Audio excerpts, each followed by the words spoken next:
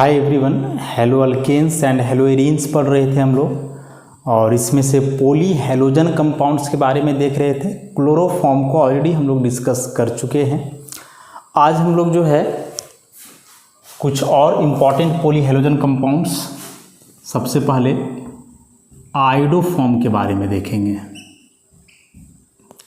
Iodoform जिसको हम लोग ट्राई आयोडोमीथेन के नाम से भी जानते हैं and it's molecular formula is CH3।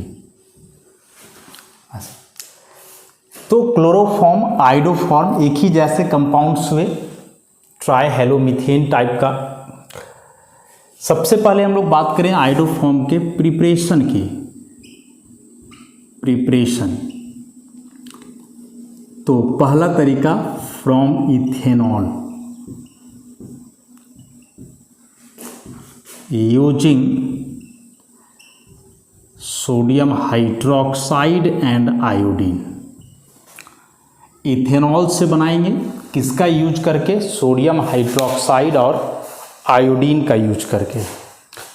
तो सोडियम हाइड्रोक्साइड और आयोडीन का यूज करके कैसे आप आयोडोफॉर्म बनाते हो इथेनॉल से, एक बारी देखें हम लोग। कई स्टेप्स इन्वॉल्व हैं इसमें। सबसे पहले कि यह जो सोडियम हाइड्रोक्साइड है यह कंबाइन करता है आयोडीन से और बनाता है कुछ ऐसे compounds. This is sodium hypoiodide. This is sodium iodide. This sodium hypoiodide can act as both oxidising agent and iodinating agent. माने आयोडीन देने का काम कर सकता है और साथ ही साथ ऑक्सीडाइज करने का भी काम कर सकता है। तो फर्स्ट ऑफ ऑल जब आप सोडियम हाइड्रोक्साइड में आयोडीन को मिलाओगे तो सोडियम हाइपोआयोडाइड बनता है और सोडियम हाइपोआयोडाइड जो है ऑक्सीडाइजिंग एजेंट और आयोडीनेटिंग एजेंट का काम करेगा। नेक्स्ट स्टेप में क्या होता है कि जो इथेनॉल है, इस इथेनॉल को ऑक्सीडाइज करता है सोडियम हाइपोआयोडाइड और ये बदल जाता है CH3CHO acetaldehyde plus NaI plus H2O। यहाँ this one is ethanol and this one is ethanal. तो इस इथेनॉल का इथेनल में जो है ऑक्सीडेशन हो रहा है और इसका जो है यहाँ रिडक्शन हो रहा है। कैसे रिडक्शन हो रहा है इसका? ऑक्सीडेशन नंबर कंसेप्ट से हम लोग समझेंगे।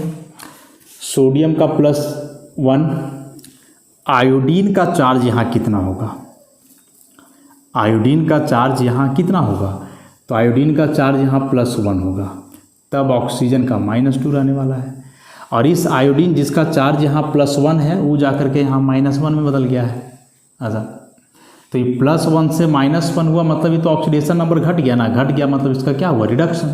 तो अपने रिड्यूस हुआ लेकिन इथेनॉल को ऑक्सीडाइज कर दिया इथेनल में, इसलिए इसको हम लोग बोलने वाले हैं ऑक्सीडाइजिंग एजेंट।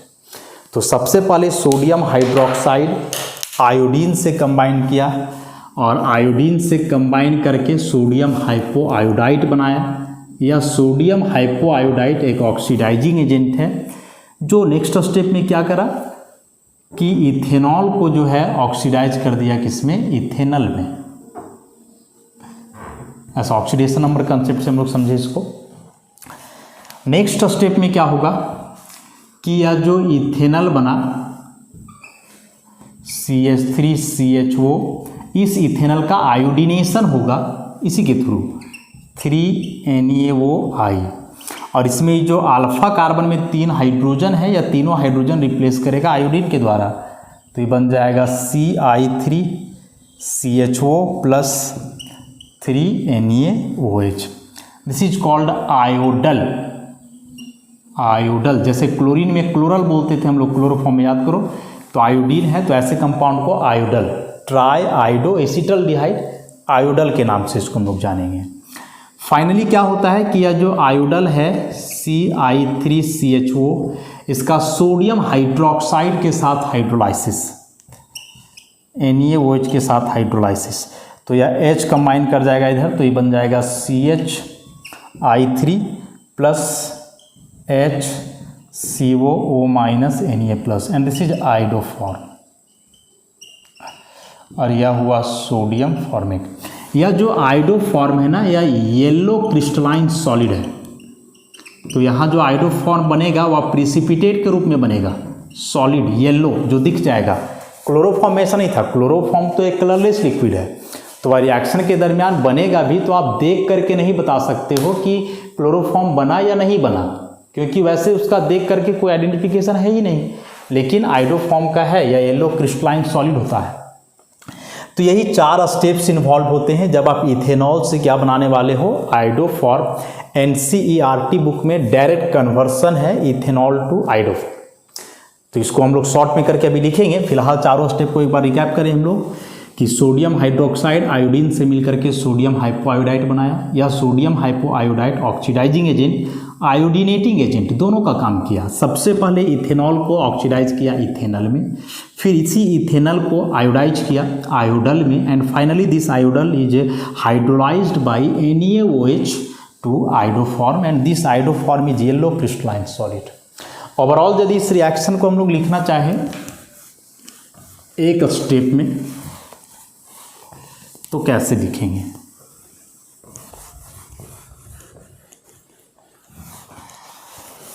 ओवरऑल इसको एक स्टेप में हम लोग लिखना चाहें तो इथेनॉल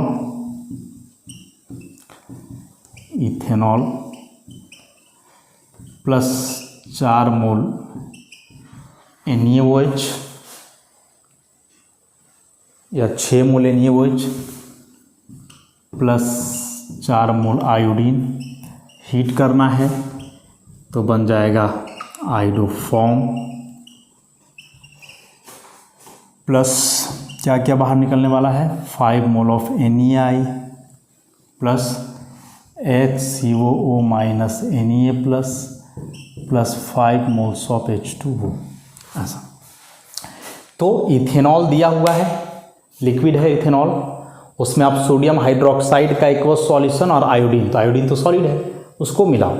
मिलाने के बाद कंटिन्यूअस हीट करते जाना है। तो हीट करोगे, ये सारे रिएक्शंस होंगे, थोड़ा समय लगेगा, और देखोगे कि कुछ देर के बाद जो है उस बर्तन में नीचे येलो प्रिसिपिटेट जो है सेटल डाउन होंगे। तो वह येलो प्रिसिपिटेट जो बन रहा है आइडोफॉर्म है, तो दिख जाएगा ना। यदि आप ट्रांसपेरेंट बर्तन में रिएक्शन करवा रहे हो, कांच बीकर वगैरह में, तो दिख ही जाएगा। तो दिख रहा है कि येलो प्रिसिपिटेट बन रहा है, मतलब आइडोफॉर्म बना या रिएक्शन परफॉर्म हो गया। क्लोरोफॉर्म में ऐसा देख करके पता नहीं चलता है। तो इथेनॉल से हम लोग आइडोफॉर्म बनाए ऐसे। उसी प्रकार से एसीटोन से भी बनाया जाता है, प्रोपेनॉन उससे भी बनाया जाता है, और उसमें भी ऐसे ही स्टेप्स वाइज रिएक्शंस हैं। डायरेक्ट हम लोग लिखते हैं फ्रॉम एसीटोन से, तो एसीटोन में भी कुछ ऐसे ही रिएक्शन हम लोग लिखने वाले हैं। दिस इज एसीटोन, जिसको कि हम लोग प्रोपेनॉन के नाम से भी जानते हैं। यहाँ आप लगाओगे 4 NaOH प्लस 3 I2 के साथ हीट करोगे, तो अगेन यहाँ आइडोफॉर्म बनेगा, plus CH3CO minus Na plus 3 NaI plus 3 H2O, यहाँ फिर से आइडोफॉर्म बना। तो अब बोलोगे इथेनॉल और एसीटोन ही क्यों? इथेनॉल की जगह क्या कोई दूसरा अल्कोहल लेकर के बनाया जा सकता था, या एसीटोन की जगह क्या कोई दूसरा कीटोन, ब्यूटानोन, पेंटानोन वगैरह लेकर के बनाया जा सकता था या नहीं?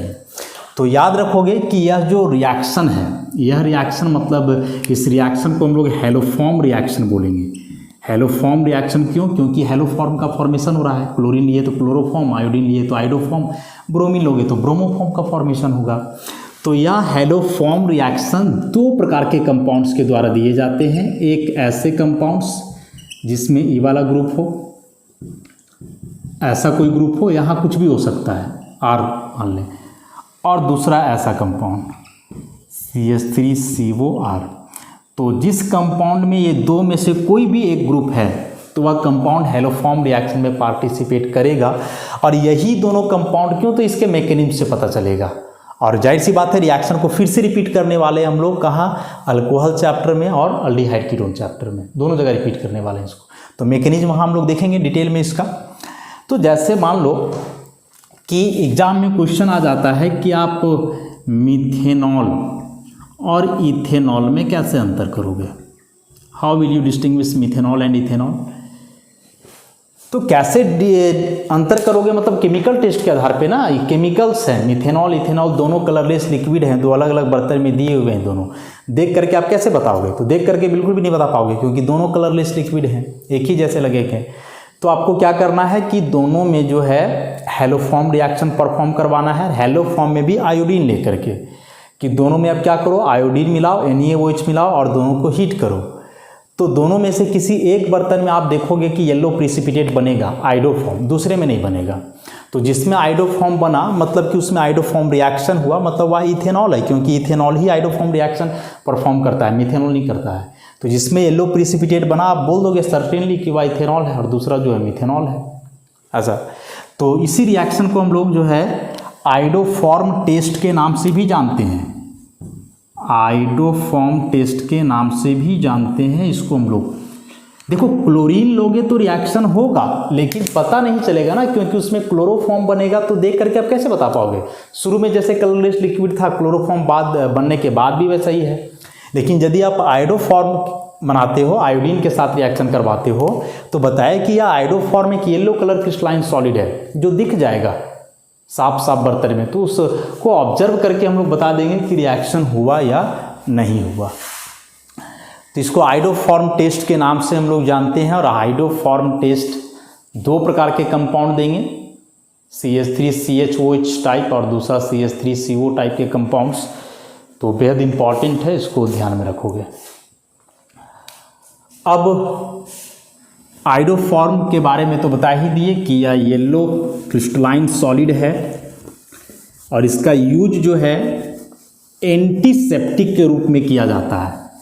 एंटीसेप्टिक घाव वगैरह हो जाए कहीं तो लगाने के लिए उसको जब ड्रेसिंग किया जाता है हॉस्पिटल में, कहीं घाव हो गया है और बड़ा घाव है, इसका रोज़ रोज़ पट्टी बदलना पड़े, ड्रेसिंग करना पड़े, तो उसको जो वॉश किया जाता है उस घाव को आइडोफॉर्म से, क्योंकि आइडोफॉर्म एक एंटीसेप्टिक है, घाव को ठीक करता है, कीटाणुओं को किल करता है।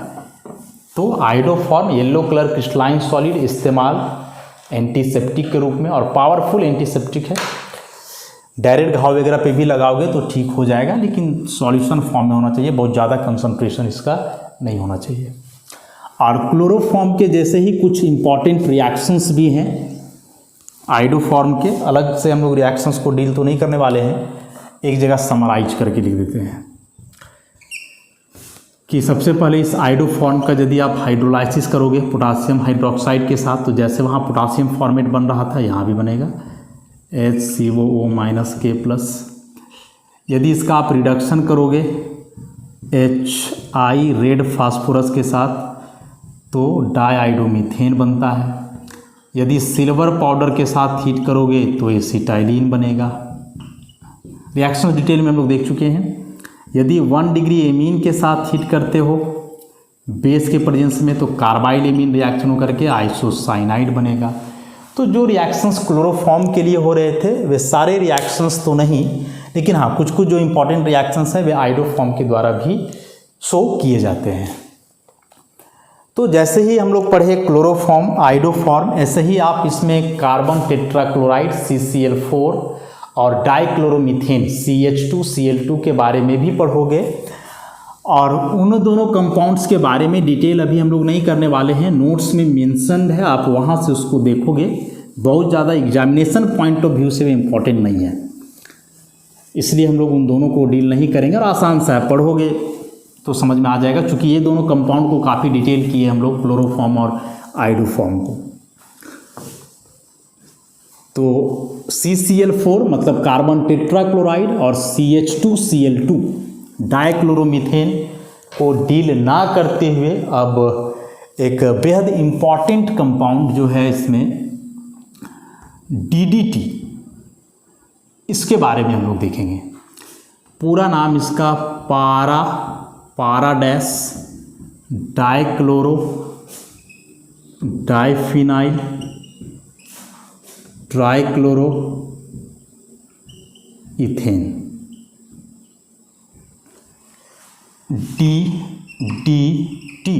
DDT है क्या? DDT बनता कैसे है DDT? तो DDT को बनाया जाता है क्लोरल और क्लोरोबेंजीन के रिएक्शन से। This is chloral, also known as trichloroacetaldehyde, chloral.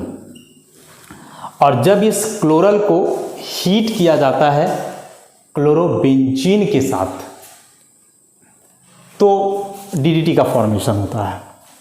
तो क्लोरल और क्लोरोबेंजीन के दो equivalents,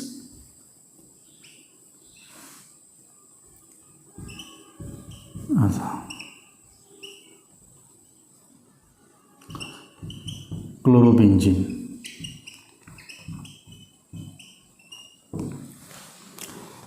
concentrated sulphuric acid as a catalyst.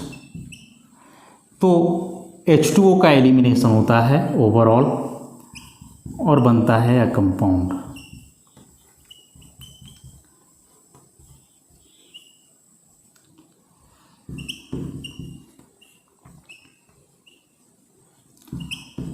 ऐसा, दिस इज DDT। मिलाओ, डाइक्लोरो 2 क्लोरीन, डाइफिनाइल 2 फिनाइल, ट्राइक्लोरोइथेन तो 1 2 3 क्लोरीन और 2 कार्बन, इसलिए इथेन। इसी कंपाउंड का यदि IUPAC नाम आप लिखोगे तो दिस इज कार्बन नंबर 1 2 और ये सेकेंड कार्बन में ये दोनों कॉम्प्लेक्स सब्सटीट्यूएंट्स होंगे, जिसमें से फिर से आपको नंबरिंग करना होगा 1 2 3 4, ऐसा 1 2 3 4। तो ये दोनों कॉम्प्लेक्स सब्सटीट्यूएंट सेम हैं, दोनों सेकेंड कार्बन पे है, 2 2 कॉम्प्लेक्स सब्सटीट्यूएंट है और 2 है, इसलिए 20। और अब इसका नाम यदि लिखोगे तो 4 पे क्लोरीन है, दैट्स वाई 4 क्लोरो और फिनाइल। तो 4 क्लोरोफिनाइल इतना का नाम हुआ और ऐसा 2 है और दोनों सेकेंड पे, इसलिए 2 2 20। अब इधर आ जाओ तो फर्स्ट कार्बन पे 3 क्लोरीन है, इसलिए 1 1 1 ट्राइक्लोरो और 2 कार्बन का क्या हो जाना है? इथेन हो जाना है। तो this is the IUPAC name of DDT। पारा डैश क्यों लगा है? क्योंकि देखो ये क्लोरीन जो है दोनों फिनाइल के पारा पोजीशन पे है, यहाँ जुड़ा हुआ है तो इसको आप 1 माने हो ना, तो 1 2 3 4 1 4 को हम लोग पारा बोलते हैं। तो पारा पे क्लोरीन यहाँ भी है, पारा पे क्लोरीन यहाँ भी है, that's why it is called पारा डैश डाइक्लोरो, डाइफिनाइल, ट्राइक्लोरो और 2 कार्बन का इथेन। या IUPAC नाम आप ऐसे याद रखो, बड़ा इंपॉर्टेंट है। IUPAC नाम DDT का आता है एग्जाम में कि राइट द IUPAC नाम ऑफ DDT, तो इसको याद रखोगे आप। तो DDT का फॉर्मेशन क्लोरोफॉर्म और क्लोरोबेंजीन का रिएक्शन से। एग्जामिनेशन में क्वेश्चन ऐसे भी पूछता है कि किन 2 कंपाउंड्स का इस्तेमाल करके आप DDT बना सकते हो, ऑप्शंस दिए हुए रहेंगे, तो आपको याद रखना है क्लोरल, जिसको ट्राइक्लोरो इथेनल या ट्राइक्लोरो एसिटल्डिहाइड के नाम से भी जानते हैं, और क्लोरोबेंजीन के 2 इक्विवेलेंट्स। तो इसको आपस में आप रिएक्ट करवाओगे कंसंट्रेटेड सल्फ्यूरिक एसिड के प्रेजेंस में, तो ओवरऑल डिहाइड्रेशन होना है, H2O निकलेगा कंपाउंड का कॉम्बिनेशन से और बन जाएगा क्या? DDT। यह DDT जो है एक कीटनाशक का काम करता है, insecticide, and it is very effective against Anopheles mosquitoes which spread malaria. जो एनोफिलस मच्छर है जिसके चलते मलेरिया होता है, उस मच्छर के खिलाफ यह बहुत कारगर है, बहुत जल्दी इसको किल करता है। इसीलिए देखोगे कि गांव घर में जो है या कहीं भी लोग जहां गंदगी ज़्यादा होती है नाली वगैरह के तरफ, वहाँ लोग DDT का छिड़काव करते हैं, क्योंकि यह DDT इंसेक्टिसाइड का काम करता है, कीटनाशक का, वह कीटाणुओं को मारता है, खास करके मच्छर जो बोले एनोफिलस मॉस्किटोज। लेकिन एक इसका डिफेक्ट भी है, और डिफेक्ट क्या है कि यह जो DDT है, DDT या बायो नॉन डिग्रेडेबल है या नॉन बायोडिग्रेडेबल है, यह अपघटित नहीं होता है, यह गलता सड़ता नहीं है, इसके रेसिड्यूज बच जाते हैं इन्वायरमेंट में, वे एक्यूमुलेट नहीं होते हैं, और जो बचा हुआ रेसिड्यू है DDT का वह बहुत ही हार्मफुल होता है मैमल्स, माने जितने भी स्तनधारी प्राणी हैं, चाहे हम मनुष्य हों या वैसे कोई जानवर हो। तो डीडीटी का यूज है, लेकिन इसका एक डिमेरिट भी हो गया। और डिमेरिट क्या हुआ कि यह अपघटित नहीं होता है, गलता सड़ता नहीं है। इसके रेसिड्यूज जो बच जाते हैं इन्वायरमेंट में वे बहुत ही हार्मफुल हैं मैमल्स के लिए, हम मनुष्यों के लिए। इसलिए बहुत जगहों पे जो है, बहुत देशों में इसके यूज पे बैंड है, यूज नहीं किया जाता है डीडीटी। लेकिन इंडिया में तो यूज होगा क्योंकि बहुत सस्ता है और बहुत प्रभावकारी भी है, इसलिए हम लोग जो है यूज इसका फ्रीक्वेंटली करते हैं, इसके नुकसान को इग्नोर करते हुए।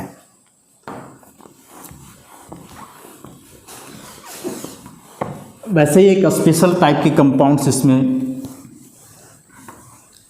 है,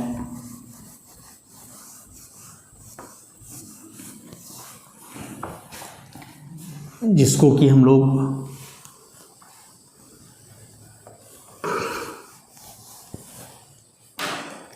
फ्रियोन्स बोलेंगे।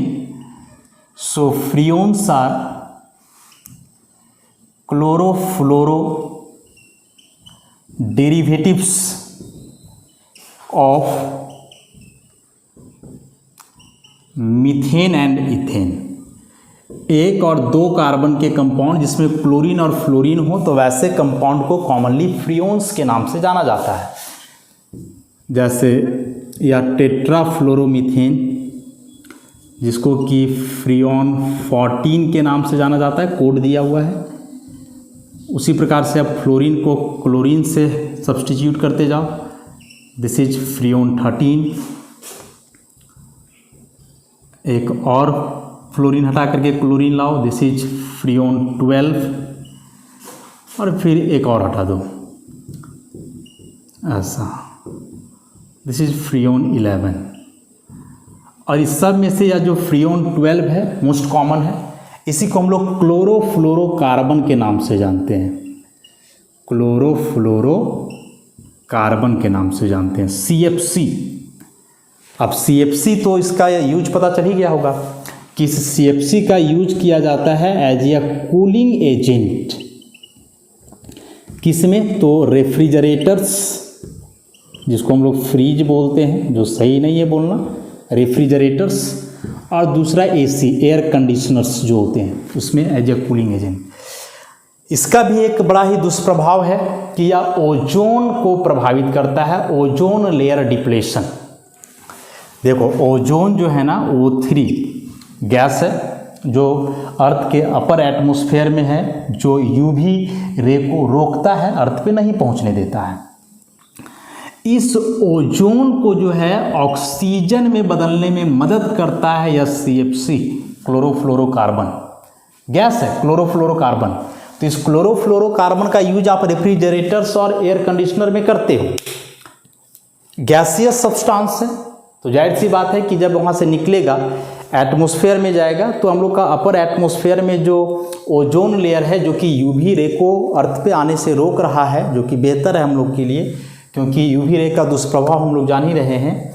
तो यह CFC करता क्या है कि इस ओजोन को ऑक्सीजन में बदलने में मदद करता है, और जब ओजोन ऑक्सीजन में बदलते जाएगा तो ओजोन लेयर डिप्लेट होते जाएगा, उसमें होल्स होते जाएंगे, और वही फिर UV रे अर्थ पे आएगा, जिसका दुष्प्रभाव जानते हो, स्किन पे पड़ा तो स्किन जल जाएगा, स्किन कैंसर हो सकता है, बहुत सारी बीमारियाँ हो सकती है। तो यूज तो है लेकिन दुष्प्रभाव भी है, जैसे DDT का था, यूज था, दुष्प्रभाव भी था। उसी प्रकार से फ्रियोन्स है कि यूज है कूलिंग एजेंट के रूप में, लेकिन इसका दुष्प्रभाव भी है। तो फ्रियोन्स का भी यूज जो है बहुत सारे देशों में बैंड है, इसके इस डिफेक्ट के चलते। अब एक बड़ा ही इम्पॉर्टेंट क्वेश्चन है इस यूनिट से NCERT बुक में, 3 कंपाउंड्स के पोलैरिटी को कंपेयर करने बोला गया है।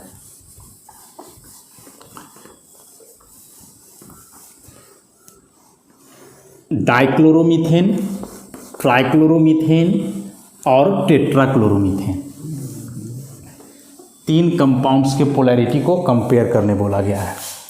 कौन कौन सा कंपाउंड? तो टेट्राक्लोरोमीथेन CCl4, ट्राइक्लोरोमीथेन जिसको क्लोरोफॉर्म भी हम लोग बोल रहे हैं, और एक dichloromethane. This is dichloromethane, this is trichloromethane and this one is tetrachloromethane.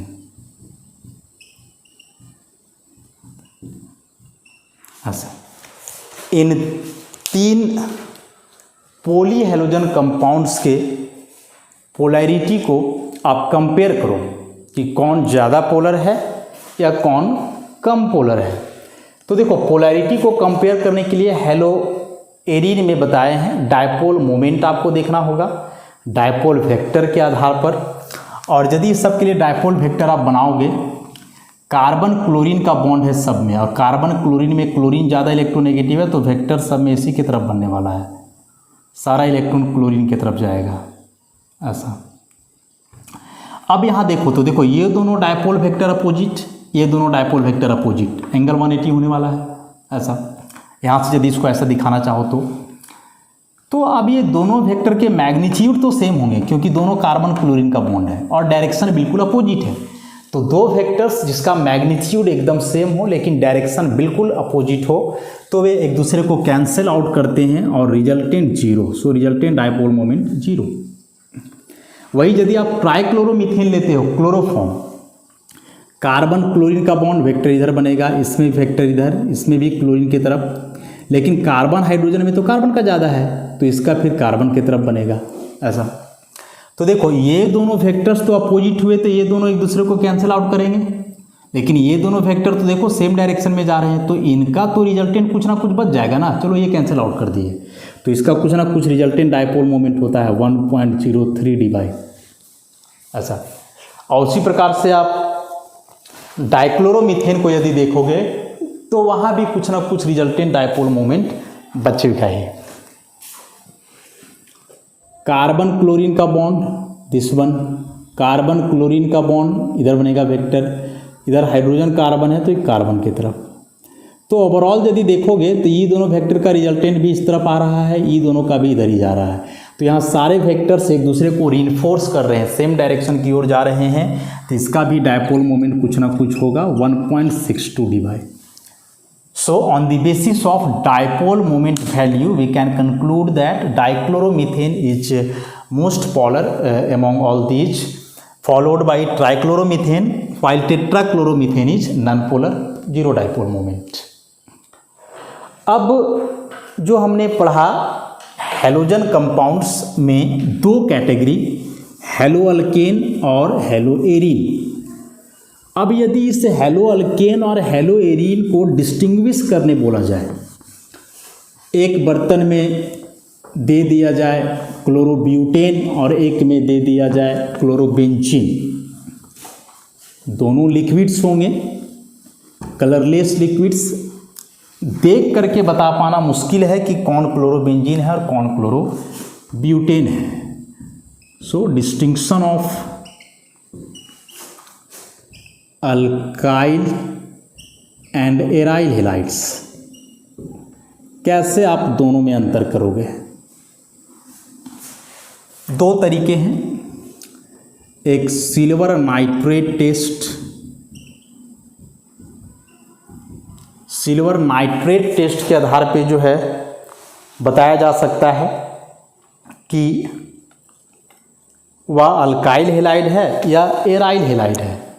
और क्या स्टेप्स हैं इस सिल्वर नाइट्रेट टेस्ट का?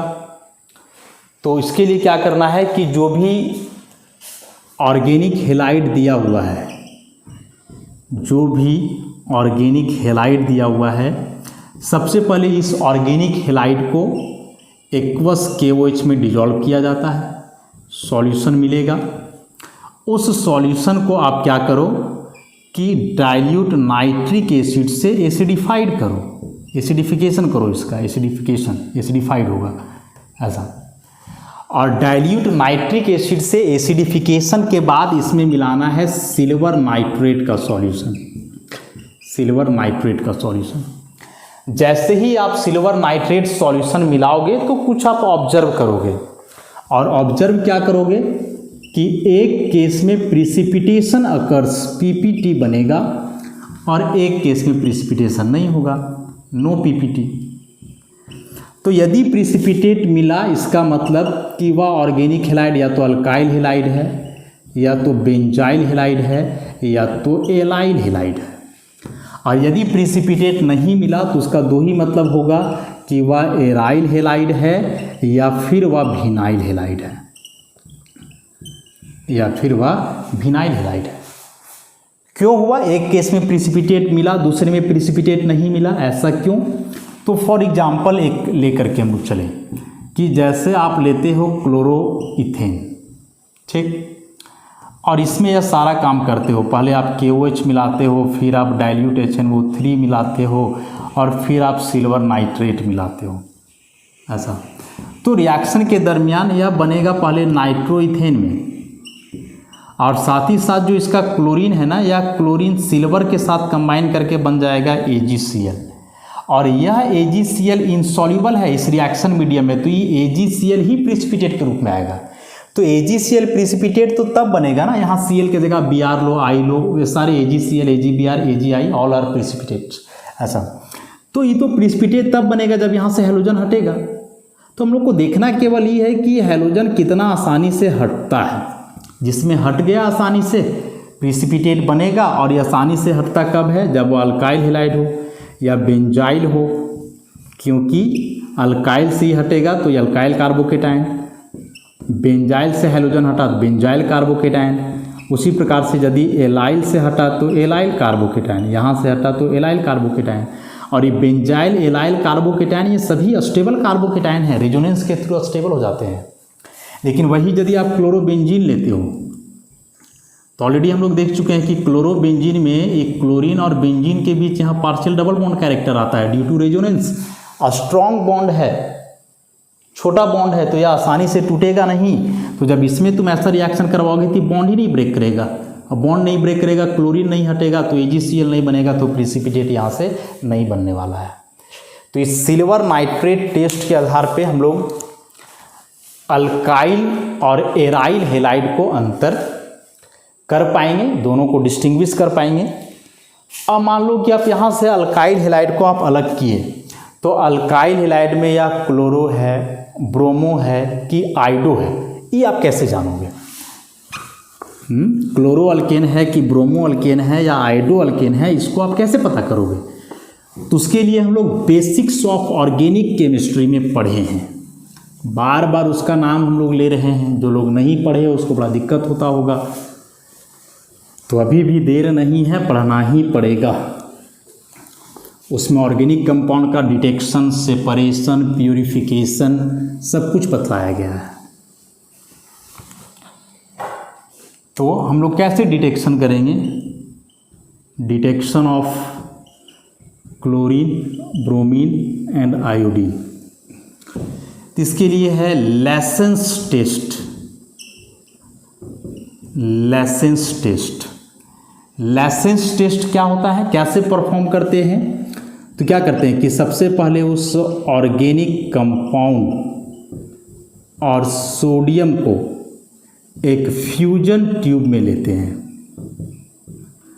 और एकदम रेड हॉट तक इसको गर्म किया जाता है। इसके बाद इसको जो है मोर्टार वगैरह में ले करके जो है ग्राइंड किया जाता है, ग्राइंडिंग पूरा चूरा जाता है। अब पूरा ग्राइंड करने के बाद इसका फिल्टरेशन किया जाता है, फिल्टरेशन। तो जो फिल्टरेट होता है, this filtrate is called sodium extract and this is also known as Lassaigne's solution. तो इस सोडियम एक्सट्रैक्ट में सोडियम हुआ और उस ऑर्गेनिक कंपाउंड का पार्ट हुआ, जिस ऑर्गेनिक कंपाउंड का आप टेस्ट कर रहे हो, लेसेंस टेस्ट।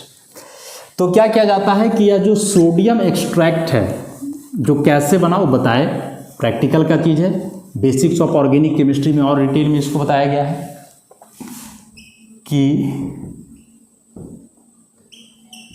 लेसेंस सॉल्यूशन, या इसी को हम लोग सोडियम एक्सट्रैक्ट के नाम से जानेंगे।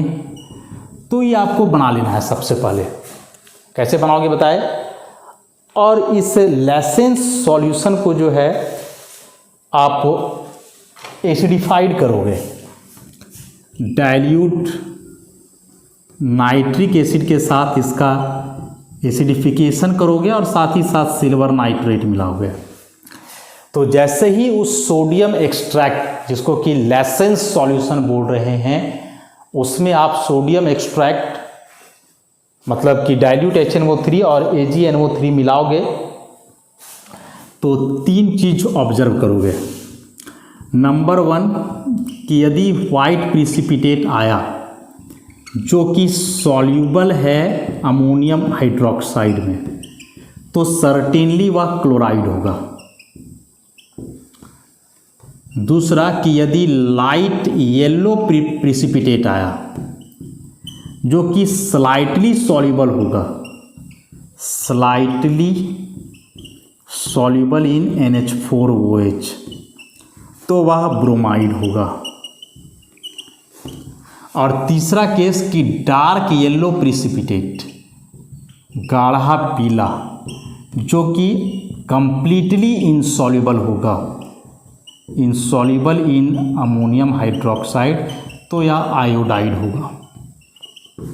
फ्लोराइड तो होना नहीं है, हम लोग देख चुके हैं, फ्लोराइड के लिए कोई टेस्ट है भी नहीं वैसा। तो जो ऑर्गेनिक कंपाउंड है सबसे पहले उसको हम लोग डिस्टिंग्विश किए अल्काइल और एराइल के रूप में सिल्वर नाइट्रेट टेस्ट के मदद से। हाँ, तो लेसेंस टेस्ट देख रहे थे हम लोग कि जो भी ऑर्गेनिक कंपाउंड दिया हुआ है, हेलाइड यदि है, तो सबसे पहले उसको हम लोग डिस्टिंग्विश किए अल्काइल और एराइल में। किस आधार पे? सिल्वर नाइट्रेट टेस्ट के आधार पे। जब आप वहाँ से आप उसको डिस्टिंग्विश कर लिए तो जो अल्काइल हेलाइड का पोर्शन आया या फिर बेंजाइल या इलाइल कुछ भी, तो उसमें हैलोजन कौन सा है, क्लोरीन है, ब्रोमीन है, आयोडीन है, वह पता करना है। तो उसके लिए हम लोग लेसेंस टेस्ट को परफॉर्म करेंगे। सबसे पहले लेसेंस सॉल्यूशन बनाएंगे। कैसे बनाएंगे बता दिया ऑलरेडी, जिसको सोडियम एक्सट्रैक्ट के नाम से भी जानते हैं। तो मान लो आप कोई बीकर में लेसेंस सॉल्यूशन लिए, ठीक, उस लेसेंस सॉल्यूशन में आप डाइल्यूट HNO3 मिलाए, उसका एसिडिफिकेशन किए और उसके बाद फिर उसमें जो है आप सिल्वर नाइट्रेट मिलाए। ऐसा करने के बाद ये तीनों में से कोई एक बात आप ऑब्जर्व करोगे, यदि मिलाने के बाद वाइट प्रिसिपिटेट आए, प्रिसिपिटेट होगा तो नीचे तो बर्तन में बैठ जाएगा ना, उसको फिल्टर करके आप अलग कर लोगे और उस प्रिसिपिटेट को NH4OH में डिजॉल्व करना। यदि पूरी तरह से घुल गया, डिजॉल्व हो गया, मतलब उस कंपाउंड में क्लोरीन था, वह क्लोराइड है। उसी प्रकार से वह प्रिसिपिटेट यदि लाइट येलो है, हल्का पीला, फिर से उसको वहाँ से सेपरेट करो और NH4OH में घोल के देखो, घुलेगा लेकिन स्लाइटली, बहुत ज़्यादा सॉल्युबल नहीं होगा, तो वह ब्रोमाइड है। और यदि डार्क येलो प्रिसिपिटेट है, गाढ़ा पीला, तो उसको जब फिल्टर करके डिजॉल्व करोगे NH4OH में तो बिल्कुल नहीं घुलेगा, वैसा ही रह जाएगा। इसका मतलब वह क्या है? आयोडाइड है। तो इस तरह से जो है हम लोग डिस्टिंक्शन कर पाते हैं, सबसे पहले कि किस प्रकार का ऑर्गेनिक हेलाइड है, उसके बाद फिर उसमें कौन सा हैलोजन प्रेजेंट है। तो इस तरह से जो है यहाँ यह यूनिट हेलोअल्केन और हेलोएरीन पूरी तरह से समाप्त होता है। 3 अलग अलग चैप्टर्स इसमें हम लोग देखे, हेलोअल्केन्स, हेलोएरीन्स में मेनली हेलोबेंजीन और पॉली हेलोजन कंपाउंड में कुछ कुछ इंपॉर्टेंट कंपाउंड्स के बारे में।